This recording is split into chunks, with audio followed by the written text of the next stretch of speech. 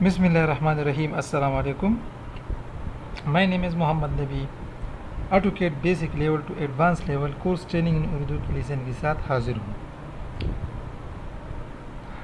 इस लेसन में हम पढ़ेंगे टेबल के बारे में और डोर विंडोज़ टैग किस तरह लगाए जाते हैं और वेरांडा के लिए कॉलम किस तरह बनाए जाते हैं। तो चलते हैं सबसे पहले वेरांडा कॉलम की तरफ। तो ऑफसेट 2 फीट प्रोजेक्शन होगी, तो मैं इससे 2 फीट का ऑफसेट लेता हूँ ऑफसेट कमांड की मदद से। तो ये हो गई 2 फीट। इसके बाद REC रेक्टेंगल ड्रा करेंगे। REC एंटर क्लिक किया और फिर डायमेंशन पर क्लिक किया। डायमेंशन क्लिक करने के बाद मैंने साइज़ दी 12 बाई 12 इंच और फिर क्लिक किया। अब इसको मैं मूव करूँगा यहाँ से यहाँ और कॉपी लूँगा इससे और इसको डिलीट करूँगा। अब मैं इसको मिरर करूँगा, मिरर MI एंटर, ये सेंटर है और ऑर्थो मोड की मदद से मैं इसको सही तरीके से प्लेस करूँगा। ये मिरर हो गया। अब इसकी सेंटर में हम एक लाइन ड्रा करेंगे। लाइन ड्रा करने के बाद इस रेक्टेंगल इस कॉलम को यहाँ पेस्ट करेंगे। मिरर की मदद से हम इसको दूसरी साइड पर बराबर करेंगे। अब इसके दरमियान में कुछ फासिला छोड़ना लाजिमी है, तो मैं इस कॉलम को सेलेक्ट करता हूँ, मूव 6 इंच और इस कॉलम को मूव करूँगा 6 इंच। दरमियान वाली लाइन को ख़त्म करूँगा। ये वेरांडा के कॉलम हो गई। मैं ये लाइन अब ख़त्म करूँगा, ठीक है। अच्छा, इसके बाद ये कॉलम मैंने ड्रा किए हैं।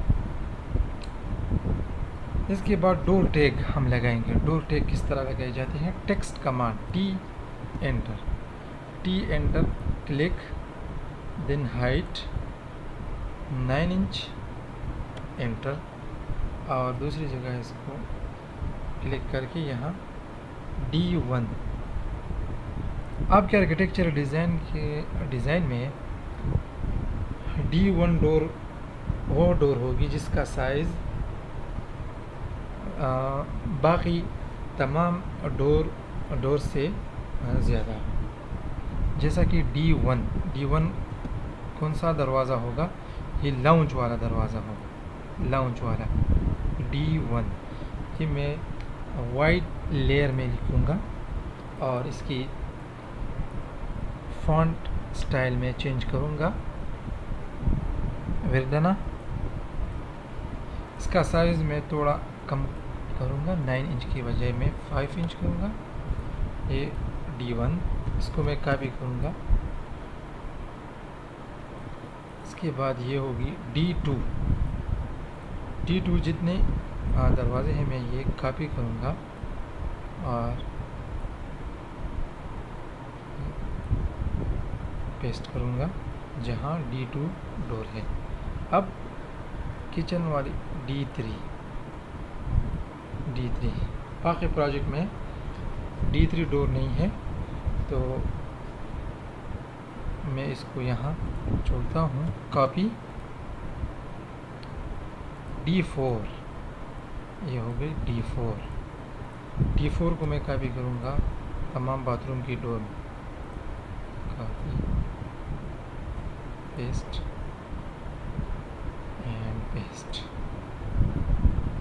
अब बारी है विंडो की, तो मैं ये कॉपी करूँगा, कॉपी CO यहाँ पर इसको W1 करूँगा। W1 इस साइज़ में बाकी तमाम विंडो से बड़ा है। तो ये भी W1 है, ये भी W1 है, ये भी है और ये भी है, ये W। अब W2 ये साइज़ में, और उसकी विड्थ 8 फीट थी और इसकी विड्थ 6 फीट है, तो ये W2 है। अगर 6 फीट की और विंडोज़ है तो मैं ये कॉपी करूँगा, उस विंडो के लिए मैं ये कॉपी करूँगा, लेकिन यहाँ नहीं है तो मैं इसको छोड़ता हूँ। अब बारी है वेंटिलेटर की। तमाम वेंटिलेटर की साइज़ एक जैसा है, तो ये सिर्फ V1 होगा। कॉपी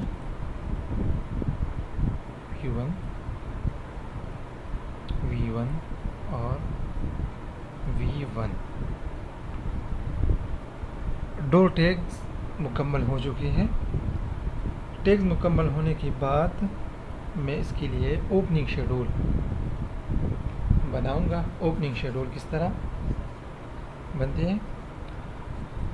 ओपनिंग शेड्यूल टेबल की मदद से हम बनाएंगे। इसके लिए कमांड है TABLE, टेबल कमांड एंटर करने के बाद मैं टेबल की विंडो में आ जाऊंगा। यहाँ स्टैंडर्ड ठीक है, ये भी ठीक है बाय डिफ़ॉल्ट। कॉलम कितनी होंगी? कॉलम और डेटा रो।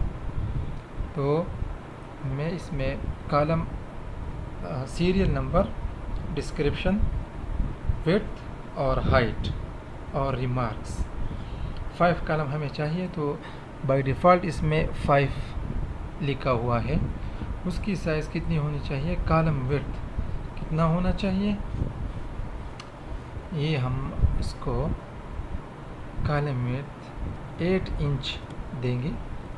और मैं यहाँ 10 रो लिखता हूँ, ये 10 रो बन जाएगी। उसकी हाइट होगी 6 इंच रो की हाइट होगी। और मैं इसको 8 इंच को मैं 16 करता हूँ। इसके बाद फर्स्ट रो सेल स्टाइल क्या होगी? टाइटल होगा। अगर टाइटल रखना नहीं चाहते तो इसको हम चेंज करेंगे। और सेकंड रो सेल स्टाइल ये हेडर है, तो ये बाय डिफ़ॉल्ट ठीक है। ऑल अदर रो सेल स्टाइल डेटा है, तो ये भी बाय डिफ़ॉल्ट ठीक है। अब मैं टेबल स्टाइल की launch the table style dialog पर क्लिक करूँगा। डायलॉग क्लिक करने अगर न्यू बनाना है तो न्यू पर, अगर इस स्टैंडर्ड में मॉडिफिकेशन करना है तो मॉडिफाई में जाएंगे। मॉडिफाई में आने के बाद सबसे पहले हेडर के लिए इसकी प्रॉपर्टी चेंज करेंगे। ये मार्जिन है, ये बाय डिफ़ॉल्ट ठीक है। अगर कलर चेंज करना चाहे तो यहाँ से चेंज होता है। अलाइनमेंट मिडिल सेंटर है, ये भी ठीक है। लेकिन टेक्स्ट में हम आ जाएंगे और टेक्स्ट हम देंगे 5 इंच टेक्स्ट देंगे। टेक्स्ट कलर क्या होगी बस हम यहाँ से चेंज करते हैं। टेक्स्ट स्टाइल स्टैंडर्ड है, तो बस स्टैंडर्ड रखना, ये डिफ़ॉल्ट है ठीक है। अब बारी आती है ये हेडर के लिए मैंने की, और टाइटल के लिए मैं 9 इंच का या 10 इंच हाइट रखूँगा। इसके बाद बाकी डेटा जो सेल है उसके लिए मैं 5 इंच रखूँगा।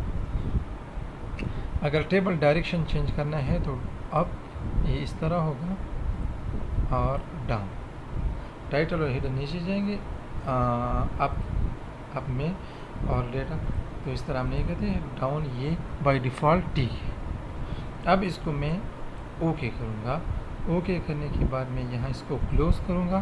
क्लोज़ करने के बाद ये तमाम सेटिंग मुकम्मल हो चुकी है, तो मैं इसको ओके करता हूँ ठीक है। ओके करने के बाद इसको मैं यहाँ क्लिक करूँगा।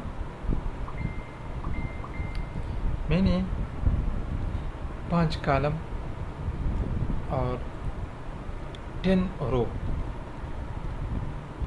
5 कॉलम और 10 रो का एक टेबल बनाया था। मैं इसको जहाँ भी क्लिक करना चाहता हूँ क्लिक कर, मैं इसको यहाँ क्लिक करता हूँ बाद में टेबल को सेलेक्ट करूँगा और इसको एक कॉर्नर से सेलेक्ट करके इसको मैं इस तरह ड्रैग करूँगा ताकि इसमें टेक्स्ट लिखने में आसानी हो। ये मैंने इस तरह की। अब मैं टाइटल की सेल में डबल क्लिक करूँगा। डबल क्लिक करने के बाद मैं यहाँ लिखूँगा ओपनिंग शेड्यूल, ओपनिंग शेड्यूल, ठीक है, ओपनिंग शेड्यूल। ओपनिंग शेड्यूल लिखने के बाद मैं यहाँ जाऊँगा, यहाँ सीरियल नंबर, सीरियल नंबर, इस सेल में मैं डिस्क्रिप्शन, डिस्क्रिप्शन और इसमें विड्थ और हाइट, रिमार्क्स, इस तरह तैयार हो जाएगा। मैं इस टेबल पर क्लिक करके इसको मैं थोड़ा इसका साइज़ कम करना चाहूँ तो कम भी कर सकता हूँ, ज़्यादा करना चाहूँ तो ज़्यादा भी कर सकता हूँ। इसके बाद जब मैं टेबल पर क्लिक करता हूँ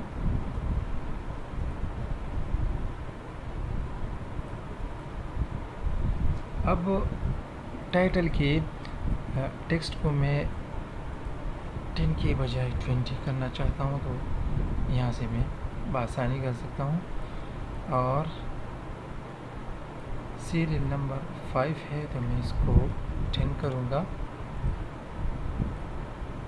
10 करने के बाद मैं इसको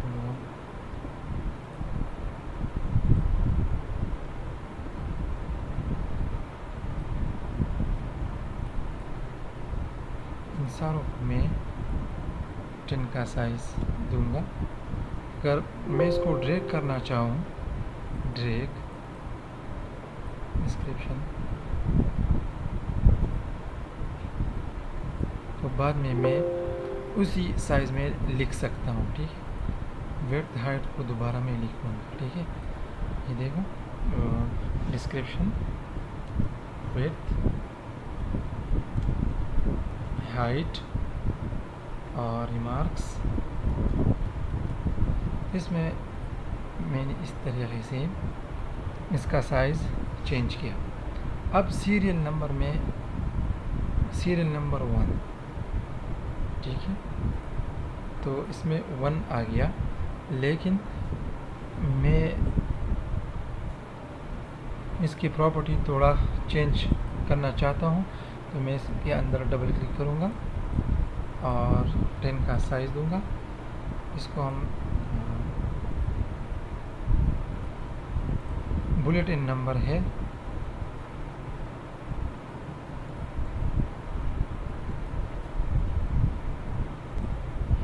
मैं इसकी जस्टिफिकेशन भी चेंज करूँगा। इसमें डबल क्लिक करके सेलेक्ट और जस्टिफिकेशन में TC, टेक्स्ट को सेंटर में रख दूँगा। इसकी फॉन्ट भी हम चेंज कर सकते हैं, ये मिडल सेंटर ठीक रहेगा, मिडल सेंटर। और इसको मैं कॉपी करूँगा बाकी तमाम सेलों में ताकि उसकी जो प्रॉपर्टी है वो सही आ जाए। इसको मैं सेलेक्ट करूँगा, सेलेक्ट करने के बाद डिलीट, और डिलीट करने के बाद मैं इसको नीचे ड्रैग करूँगा ताकि सीरियल नंबर अपनी जगह ठीक आ जाए। अब इसमें मैं D1 लिखूँगा। ये उसी साइज़ में लिखा गया जो पहले इसकी थी 5, जिसका फॉन्ट साइज़ था 5 इंच। तो ये 5 इंच है तो इसको मैं चेंज करूँगा 5 इंच पिन, और बाकी सेलों में इसको ड्रैग करूँगा ताकि ये इसके ऊपर अप्लाई हो जाए। इस तरह सेलेक्ट किया जाता है और फिर ड्रैग। D1 कितने हैं? D1 का साइज़ कितना है? D1 का साइज़ है 5 फीट, 5 5 फीट और इसकी हाइट कितनी है 8 फीट 6 इंच। इस तरह D2 का साइज़ कितना है 3 फीट 6 इंच और 7 फीट, क्योंकि ये लाउंज के अंदर है तो 7 फीट। अब D3 का साइज़ कितना है D3 डोर 3 का साइज़ है 3 फीट और 7 फीट। अब D4 का साइज़ कितना है D4 का साइज़ है 2 फीट 6 इंच और 7 फीट। इसके लिए रिमार्क्स नहीं है तो रिमार्क्स को मैं डिलीट करूँगा। अब D4 नहीं है W1 ठीक है W1 है तो W1 का साइज़ है 8 फीट विड्थ और 6 फीट हाइट।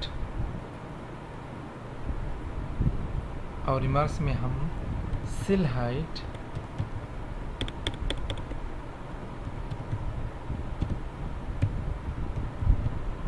सिल हाइट 30 इंच रखेंगे 30 इंच। ठीक है तो W2 नंबर में कितने हैं ये पता हमें लाजिम है। उसके लिए मैं एक कॉलम इंसर्ट करूँगा लेफ़्ट की तरफ और मैं यहाँ नंबर लिखूँगा नंबर्स D1। इसमें D1 कितने हैं D1 कितने हैं 1 2 3 4 है तो मैं यहाँ नंबर में 4 डोर लिखूँगा। D2 कितने हैं D1 1 है D2 4 है D3 1 है D4 बाथरूम के दरवाजे 4 है W1 4 है। और अब W2 का साइज़ नंबर में कितने हैं W2 नंबर में 1 है और इसकी साइज़ है 6 फीट और सिल हाइट वही होगी। अब W3 भी इसमें है तो W3 ये तो डोर विंडोज़ है डोर विंडो इसमें W3 नहीं है तो इसको हम छोड़ेंगे।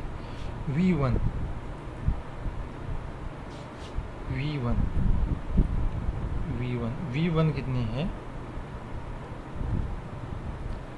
V1 है 4 और साइज़ कितनी है उसकी 2 फीट और 2 फीट। ये नीचे ड्रैग करेंगे और इसकी सिल हाइट कितनी है 6.5 फीट 6 फीट और 6 इंच। ये इसकी सिल हाइट है और बाकी तमाम सिलों को हम मिटाएंगे। इसको इस तरह सेलेक्ट करके डिलीट रो पर क्लिक करेंगे तो ये से ख़त्म हो जाएगी। तो ये थी ओपनिंग शेड्यूल बन गई।